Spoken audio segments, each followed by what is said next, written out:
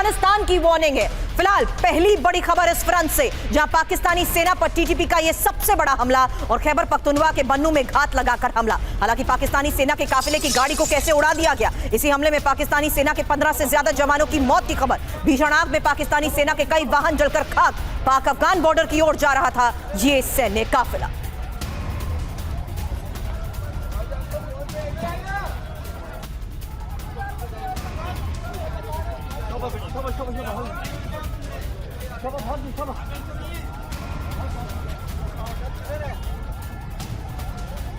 पहली तस्वीर आपने देखी है इस फ्रंट से, जहां हमले में पाकिस्तानी सेना के 15 से ज्यादा जवानों की मौत को लेकर खबर है। पाकिस्तानी सेना के काफिले को कैसे गाड़ी को उड़ा दिया गया, ये वो तस्वीर है खैबर पख्तूनख्वा के बन्नू में घात लगाकर हुए हमले की।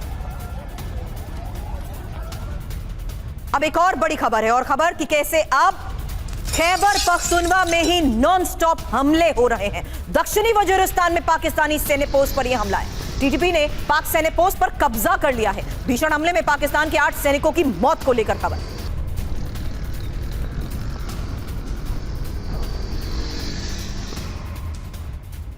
तीसरी बड़ी खबर इस फ्रंट से, पूरे खैबर पख्तूनख्वा में टीटीपी के हमलों से मचा कोहरा। जहां डेरा इस्माइल खान में पाकिस्तानी सैन्य काफिले पर हमला और आईडी विस्फोट से पेट्रोलिंग टीम का वाहन उड़ा दिया गया। ये देखिए तस्वीर, पाक सेना के एक अधिकारी समेत 4 सैनिकों की मौत।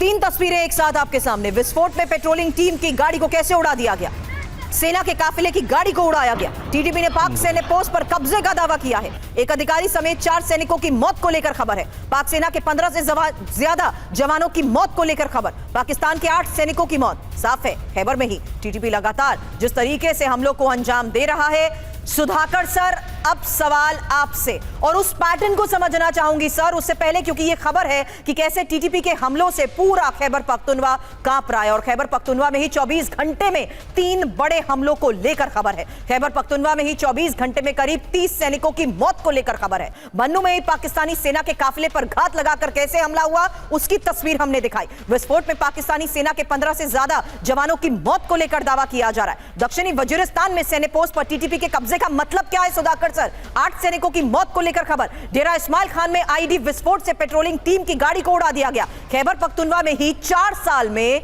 4000 पाकिस्तानी सैनिक मारे गए हैं, और यह पाक विदेश मंत्री इशाक डार की तरफ से दावा किया जा रहा है। सुधाकर सर। बिल्कुल। मैं सबसे पहले आपको धन्यवाद देता हूं, आपने मुझे आपके शो के लिए इनवाइट किया। मेरे जो डिस्टिंग्विश्ड को पैनलिस्ट हैं उनको भी बधाई देता हूं। जहां तक आपकी सवाल है, सवाल के जवाब में मैं इतना कहूँगा कि कोई भी सिक्योरिटी का मसला होता है, ये सिर्फ एक बिंदु को स्टडी या एनालाइज करके पूरा आपको कहानी समझ में नहीं आएगा। आपको जोड़ना पड़ेगा चंद एक चीज़ों को। मैं ज़्यादा पीछे ना जाके, ये जो 27वां अमेंडमेंट हुआ है, कॉन्स्टिट्यूशन अमेंडमेंट पाकिस्तान का, ये जो अमेंडमेंट हुआ है और आर्टिकल 243, ये बड़ा खतरनाक अमेंडमेंट है। विश्व में पाकिस्तान एक ऐसा देश है आज के दिन में जो chief of defence staff, army और एयरफोर्स, वो आर्मी को भी कंट्रोल करेंगे, एयरफोर्स को भी कंट्रोल करेंगे, नेवी को भी कंट्रोल करेंगे। लेकिन कॉमन मैन को उसको दिखता नहीं है कि इसके बीच में एक छुपा हुआ चीज़ है। वो है मुनीर साहब का जो सीनियर है, वो पाकिस्तान एयर चीफ है, और डेट ऑफ कमीशनिंग के मुताबिक एक सीनियर को एक जूनियर के नीचे आना फौज के अंदर बड़ा खतरनाक साबित हो सकता है। नंबर 2, एक फौज में जब आप फील्ड मार्शल रैंक लेके बैठ जाते हो, आपका प्रमोशन एवेन्यूज पूरा ब्लॉक हो जाता है, जिसके वजह से डिसकंटेंटमेंट और लैक ऑफ सेटिस्फेक्शन नीचे लेवल पे बढ़ जाता है। नंबर 3, पाकिस्तान आर्मी के अंदर ग्रुप्स बहुत सारे बनने लगे हैं।